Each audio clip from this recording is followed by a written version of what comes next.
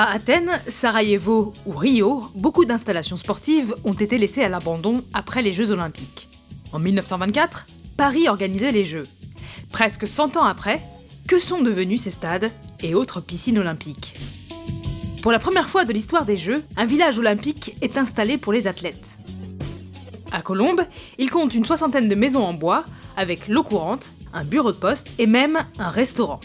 Aujourd'hui, plus rien ne subsiste du premier village olympique de l'histoire. Les maisons ont été vendues et remplacées peu à peu par des immeubles.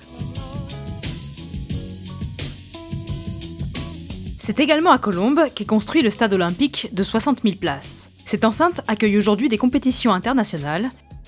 Jusqu'en 2017, il est resté le terrain du Racing 92 pour ses rencontres de rugby de top 14. Non loin du stade olympique, un bassin d'aviron est installé sur la Seine dans la ville voisine d'Argenteuil.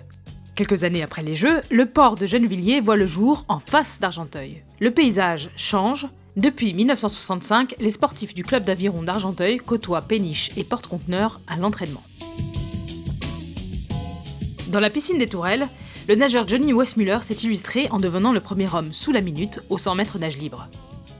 La piscine olympique existe toujours, mais elle a été renommée Georges Valeret en hommage à un jeune champion de natation français. Son toit ouvrant fait le bonheur des nageurs parisiens l'été. Inauguré en 1903 dans le quartier de Grenelle à Paris, le vélodrome d'hiver accueille essentiellement des compétitions cyclistes, très prisées par la population ouvrière, très présente à l'époque dans ce quartier. Devenu tristement célèbre pour la rafle de 13 000 juifs pendant la Seconde Guerre mondiale, le Veldiv est détruit en 1959. Aujourd'hui, des immeubles de bureaux ont pris sa place, mais une plaque commémorative subsiste.